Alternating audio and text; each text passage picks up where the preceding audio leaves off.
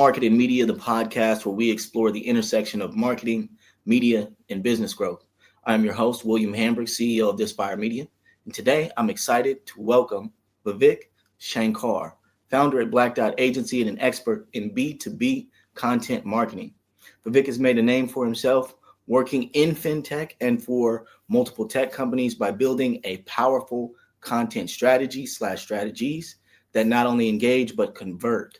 Today, we'll be diving into content marketing strategies, discussing what works in today's digital landscape, and exploring how business can create content that truly resonates with their target audience. A mouthful to say. Vivek, welcome to Market and Media. Hey, William, thank you. Thank you for having me on. Absolutely. Would you mind telling us just a little bit about yourself? Sure. I'll start at the beginning. I was born in India, but then let's take a little skip ahead. I attended college in the States, so I went to Ohio State, or the Ohio State University, for those who might be interested. And then I actually worked in finance for a while. I worked on Wall Street, and I was basically a data analyst. So I was wrangling spreadsheets, kind of building these models or whatever. And yeah, it was a pretty interesting role. But then I always had this entrepreneurial streak in me. So I quit my job. I went back to India and then started a retail business, which had nothing to do with what I do now. And that was when I first started dabbling in SEO and sort of e-commerce, because it was a retail business, but we were also trying to sell online. So that was when I started learning how to build websites, how to get SEO going, doing some paid advertising, etc. And then after that, I shifted to Dubai. I was running another business there. And it was around 2019 is when I sort of fell into content marketing. I was doing something else entirely. And I realized that there was a demand within financial and fintech companies for just high quality financial content, because not everybody speaks the language. So that's how I got started, just given my background, and then taught myself content marketing, just followed a bunch of influencers on LinkedIn and on Twitter, and then read a lot, taught myself a lot of things, just learned through practical experience. So yeah, here I am. My niche is primarily fintech. That's where I kind of operate. I understand the industry, but I have worked outside of it as well. So yeah.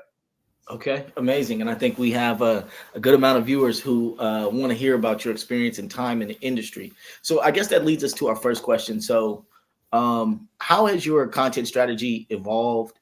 Is there a basic template that you could give our users that you've used over your career, specifically in fintech? Yeah, it's a good question. I think evolution is kind of the theme here.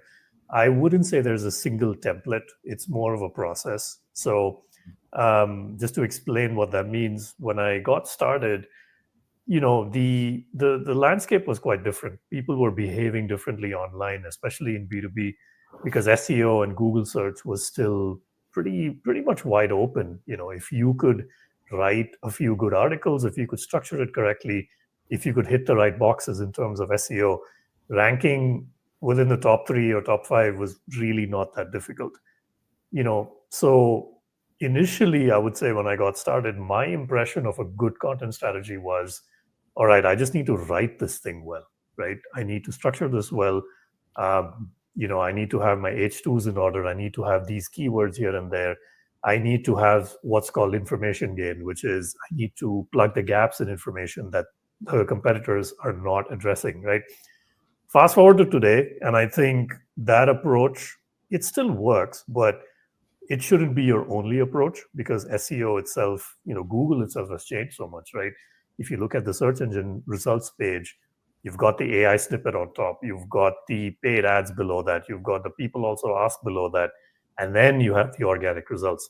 So it's become a really crowded space. And I feel a lot of, in-house content folks have been thrown off by that.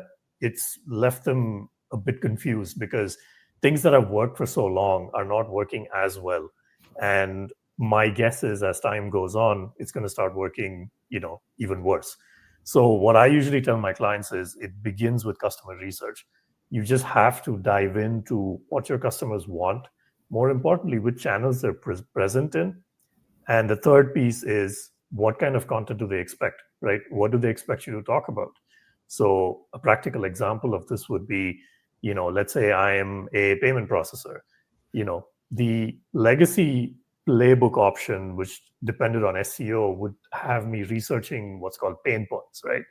I'm just researching like, okay, what kind of problems should my product solve? And I'm going to take those pain points, connect it to product features, and explain those benefits. And I'm going to start publishing content, right? Just hoping that Google picks it up. But there's so much competition in Google, and people these days, when they consume content, they're thinking about who you are before what you're saying, right? So within the payment processor space, you're competing with companies like, say, Stripe, for example, which is the biggest processor out there, right? Why would anybody read your information instead of Stripe? So that's why you need to understand where your customers are, the different channels they're present in, and also how can you build trust with them first before you start talking about pain points and all of this. So it really begins with customer research, and you build on top of that. And that's where your strategy really comes from. There was a lot of gems in there. There was a lot of gems. People think about who you are before what you can do for them. I think is a big one and translates on multiple levels. Okay, so can you share some strategies that you've implemented to boost audience engagement, and what was your measure of effectiveness? I'll start with the last one first, measuring effectiveness. I think ultimately you always want to tie your content performance to some sort of revenue figure, right?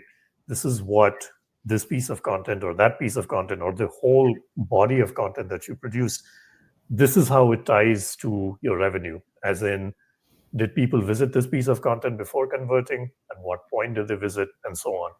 The individual metrics that measure that, I think, it depends on the company. Like some companies have, their analytics connected to the CRM so they can track the entire journey. For those that don't have that connected, what I do is usually just run a report on GA4, which just shows, the different pieces of content that people have visited before clicking a button or clicking a demo button or something like that. So that's a nice little way of measuring it, the pages visited. Other things include GA4 has a great metric called engagement time, which replaces the old bounce rate from the previous iteration of analytics. So engagement time is just, how long they spent on your page. And it's customizable, which I really like as well. So it gives you a good snapshot of how engaging your content is, how relevant it is. Other metrics like top line traffic, conversions on a page, etc. It really depends on the goal itself. For example, if I have, a piece that sits in the top of my funnel, conversion rate is probably not the most important metric there. But if it's something that's at the bottom of the funnel connected, it literally has a, request demo button on the page. In that case, I want to be tracking my conversion rates. So in terms of examples, I do have a good one, which is, it's kind of rooted in what I said about the customer research thing. This was incidentally a payment processor. This was about 1.5 years ago. And I think it was really at this point that my understanding of content strategy and what it takes to succeed really began shifting, because this company had already hired an SEO agency that was delivering a pretty good amount of traffic to them. They weren't unsuccessful. The problem was none of the traffic was converting into customers. And this is where the who are you before what are you talking about comes into play, because this company was competing against Stripe, GoCardless, Stacks Payments, which is another like VC unicorn, some real heavyweight names, right? And there was also like Tipalti, which is a huge payment processing company. So there are all these behemoths in search. And this tiny little company was ranking number 3, number 5, number 1 in some cases. It didn't matter. People were just clicking, learning about stuff and bouncing elsewhere, right? Because they didn't know who this company was. And in fintech, it matters because you're dealing with money, especially in B2B, which is where I operate. Sure. You're dealing with like millions of transactions daily, right? If you're trusting a payment processor. So who you are really matters. So you have to build trust.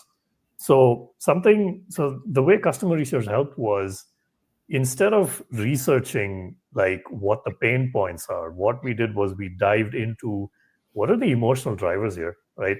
Like, is there any sort of emotion here that we can leverage? And it turns out there was a lot, because people, and I'm talking, when I say people, I'm talking about e-commerce customers, right? E-commerce merchants, people who have stores on Shopify and selling on Amazon. They are pretty unhappy with Stripe and PayPal and all these companies because they kind of have a monopoly on the marketplace. Right. If you're a small business anywhere, you want to start accepting payments, who do you go to? You go to Stripe, right? Stripe knows that. So what they do is they enforce like these weird policies on you. Like sometimes if you have a spike in your sales that their algorithm doesn't like, they will lock you out of your account. They will suspend your account. They will hold on to your funds for 6 months, and you're kind of getting punished for your own success, right? And we spoke to a few customers, like prospective customers, e-commerce merchants. We scoured Reddit. We even looked at Quora. I mean, the answers on Quora were kind of rubbish, but still, that theme Sure. persisted, right? So we did this research and we found out, okay, this is a problem. And then I don't know, there must have been something in the ether. Checkout.com, which is a huge payment processor, they announced a blanket ban on certain merchants without warning. So essentially, if you were in one of these categories of merchants, you just received a notice from them saying, hey, your account is suspended. You have 30 days to move on, right? Which Wow. is ridiculous. And we'll release your funds in like 60 days, right? Yeah. I mean, it kills your business. So there was a lot of anger about this move. So that's when we thought that, okay, this is how we can use SEO, right? We're not going to do the keyword research stuff because we're not winning at that. Instead, there's this massive news item with a huge amount of emotion behind it. So let's produce a series of, content. Like let's produce a series of articles that just explains what the state of the industry is, build some empathy. So there was a series of about 6 articles that we did. Mm. It went from, the titles were super provocative, right? It literally said how Stripe holds e-commerce merchants hostage, right? we didn't hold back with the content. We Yeah. went with that, and then we went through the whole thing. We covered Shopify and their partnership with different payment processors. We explained why the algorithm kind of behaves the way it does. It has to do with issues in onboarding, which every VC funded company tends to follow. And we did this whole series of articles. Traffic, of course, it increased. It wasn't like a 10x increase or whatever. It was pretty much the same, but there was a slight bump in traffic. And conversions, though, was a different sort of story altogether. Conversions actually tripled when we started tracking them. And that is pure conversions, like conversions from visitors to customers, subscribers to newsletters and everything. That number was way higher And because why do you feel that was that the conversion rate turned over so high? because we were just addressing that pain point, right? We were just saying that, listen, we understand the pain that you're going through. This is what Stripe is doing to you. This is why it's doing to you. These are your alternatives. This is how you can speak to other processors. These are the moves you can make. All these e-commerce merchants, they started coming on board. And the funny thing is, like this payment processor, e-commerce merchants weren't their actual customer. So in the payment world, what happens is e-commerce merchants sign up with another company, which is called an ISO, or an independent sales organization, that has, like, say, hundreds of e-commerce merchants. These ISOs, they're the real customer for the payment processor that we were working with, right? So we didn't go to the payment processor's customer. We went to their customer's customer, and that's where the momentum came from. And you had like hundreds of accounts just pouring in overnight, and they just had to, like, that the business was massive for them, and Yeah. it just sort of came together really well. So that was a great way of just like going beyond the pain point, starting with the customer. And we used the same channel, right? We were still on Google, we were still using SEO, but that was a particularly successful campaign. And that's when I kind of realized that, okay, pain point SEO is just, you can't stop there. You have to go beyond that.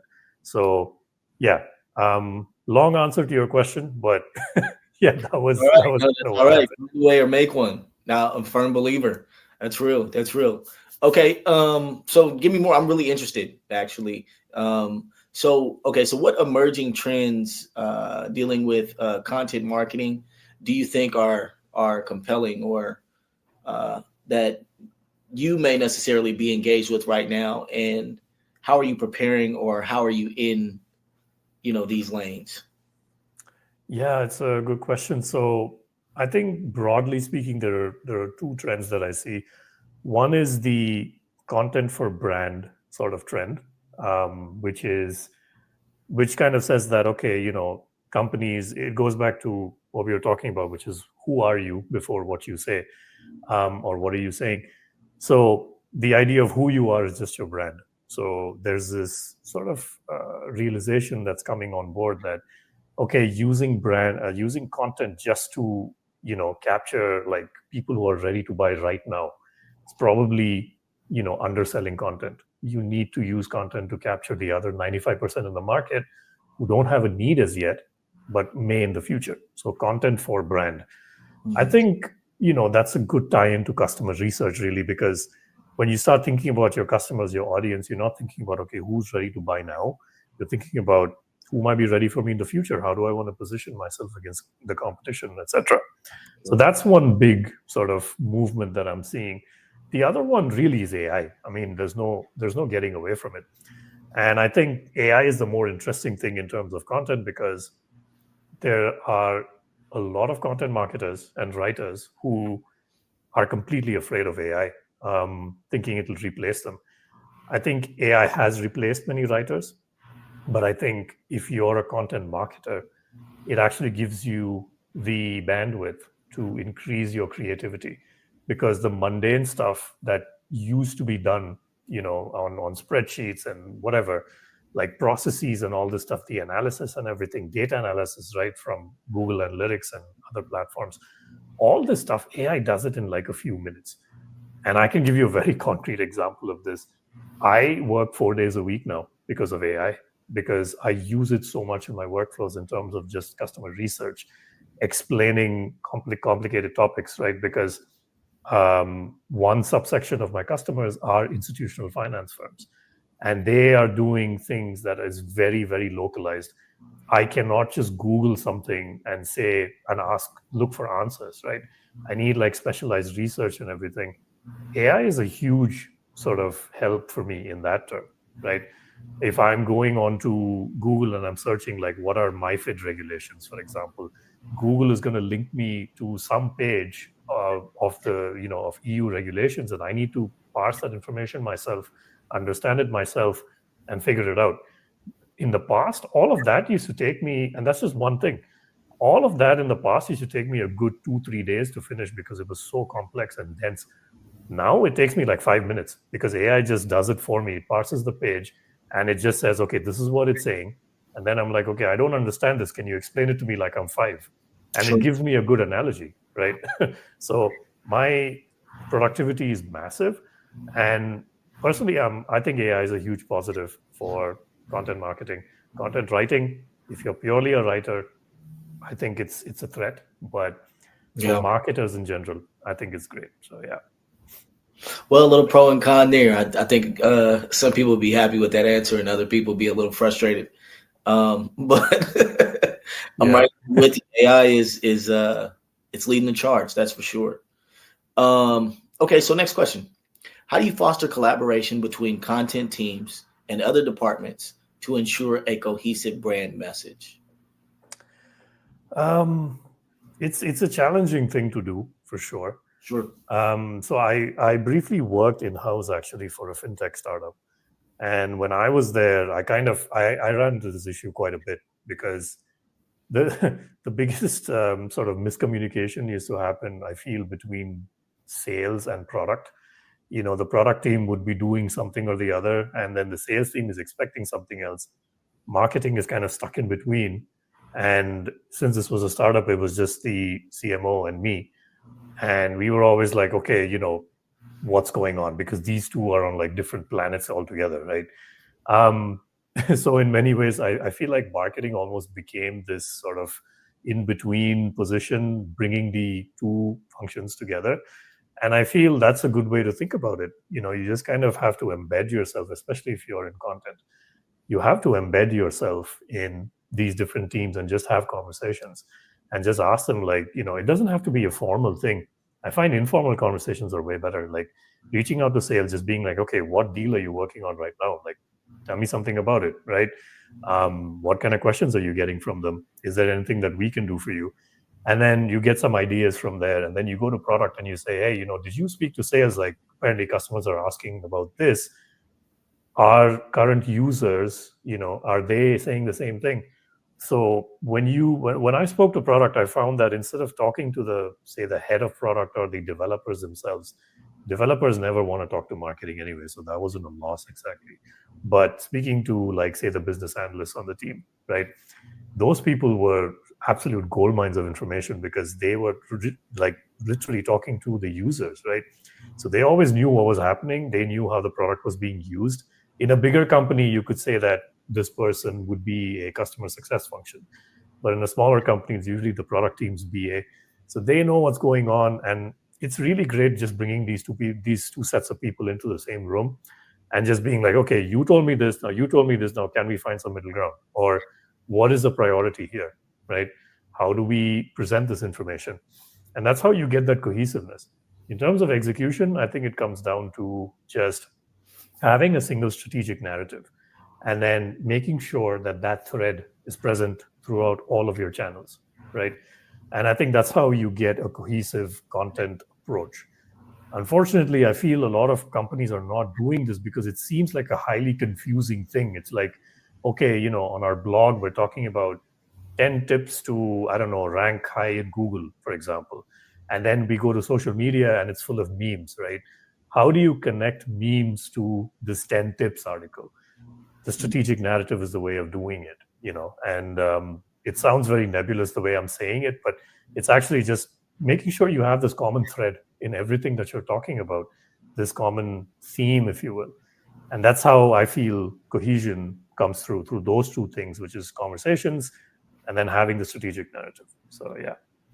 Absolutely. I think the strategic narrative, I've always called it a common narrative, but I think the strategic narrative speaks volumes. I remember Obama, when he was running for president in the US, his narrative was hope and change. And everybody from the top of the mark to people who didn't have much could still key in on hope and change and give their input. Valuable Yep. on the ladder, uh, however it came down the pipe. So, um, regardless of whether people are Obama fans or not, Yeah. I think that it's still a good example of strategic narrative or common narrative. Brilliant, brilliant, brilliant, beautiful, amazing. Name me one issue that you've had in content marketing, and if possible, let us know a little something about content marketing that may be different in fintech versus other niches in content marketing. Um, there's about a million things I could talk about here. But Yeah. I'm gonna zero in since we are on the fintech finance theme. I'm gonna zero in on compliance, right? When I first, and this usually happens with bigger fintechs and institutional finance firms. Um, these firms are extremely buttoned up in the way they do things because there are serious regulatory consequences to them saying the wrong things, right? So a financial institute, just to give you a simple example, a financial institution, they have a website and they're selling in America and the EU, right, which is where I'm based. And you can say some things in America just fine. You copy paste that stuff into the EU, you're going to jail, right? Straight away, you're going to jail. So the Mm. stakes are pretty high. So everything that you produce from a marketing perspective has to adhere to certain regulatory guidelines. And often, as a content marketer, a few things that you can and cannot say just through experience and guidelines. But ultimately, sign off for your work does not come from the company's marketing department. It comes from the company's compliance and risk department. And that's full of lawyers. Lawyers do not understand or care about brand, right? They could care less about what your strategic narrative is. For example, if you're saying the wrong thing, there's going to be red on the paper. You cannot say that. So the biggest challenge is really figuring out how can we get this message across in the right language, within guidelines and leave a mark, right? And that's an especially challenging thing because Mm, compliance goes right down to even the tone of your language, right? For example, in many regulatory filings, for example, this is not marketing material, but it's just an example of how deep compliance goes. In regulatory filings for public companies, the SEC literally defines the tone of your language. And if it does not, if your language does not match the tone that they specify, you're going to get fined, right? You cannot be too excited promoting your company. You cannot be too disappointed promoting your company. You have to be what's called market neutral, which is there's a lot of jokes around that. But anyway, but this is the kind of thing you have to deal with when you're working in fintech. It is a challenge. It's a very unique challenge as well. The only way to get past it is to just keep working with the lawyers, and wordsmithing things uh, until your brain is exhausted. So yeah. yeah, I'm sure. I'm sure. Very real examples, very relevant examples, and take heedance because I'm sure that many of our uh, clients slash audience wants to know more. What advice would you offer to aspiring content strategists looking to make a meaningful impact in the industry? Um, if for aspiring content marketers, I would say focus more on the marketing and less on the content. I'm not saying the content is unimportant. What I'm trying to say is that when you focus on the content, you get sort of stuck into how do I write this, right? Because most content is written in B2B. How do I write this? How do I produce this? How is it going to look on page? What should I talk about? What should my keyword research be? What should my SEO research look like? What should my interviews look like? You're thinking about all these things, but none of these things have to do with the customer. The stuff that deals with the customer is in the marketing side of things.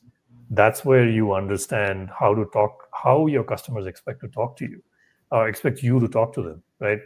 How, what are the things that you should be saying? What angle should you be taking with your content? And distribution, which is like a big thing in content marketing because everybody was relying on Google for so long. And now everybody's confused that, okay, I can't rely on Google anymore, so I need to distribute my content. When really, if you just focus on the marketing side of things, understanding your customer, distribution takes care of itself, right? That's what I tell my customers. So yeah, I would say anybody starting out, definitely focus on the marketing side. Like understand what customer research looks like, understand what questions to ask. Um, you know, what is a pain point question versus what is a question that will give you some emotional drivers, data around that. Understand that difference, and the rest of it, sure, educate yourself, but it's I would say that's the 25%. The remaining 75%, the big bit, is understanding the marketing side of things. And I feel once you do that, anything like AI or whatever, any new trend is not going to threaten you because you have the basics in place. You can actually use AI to augment your creativity and stand up. Sure. Okay, last question. What excites you most about the future of content marketing, and where do you see the greatest opportunities for innovation? I think it's in AI without a doubt. I think the potential in AI is so huge right now.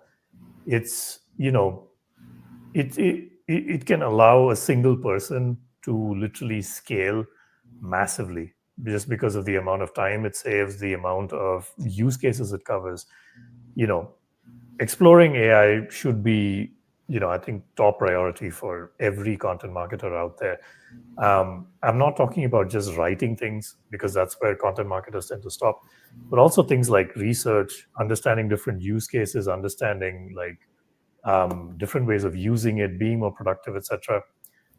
Yeah, AI is super exciting for me. So yeah, that's what I would say people should focus on.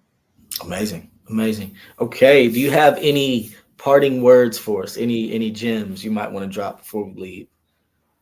I don't know about gems, but feel free to connect with me. Check me out on LinkedIn. Check out my website. Yeah, always happy to say hi and have a conversation with people. So yeah. Absolutely. We will have it in the comments below, but if you could just give it to us one time, website and socials. Sure. Check me out on LinkedIn. You can just type my name, Vivek Shankar. There are a few Vivek Shankars on there. I'm the guy in the white shirt smiling to his left. That's how I describe myself. My website is my name, vivekshankar.net. So, yeah, check me out, say hi. More than happy to have a conversation. Amazing. Amazing. But Vic, thank you for giving your time. And I know we will tap back in with you soon and very soon for some more advice and amazing perspective. Thank you once again. Thank you. Thank you, William. Thanks for having me on.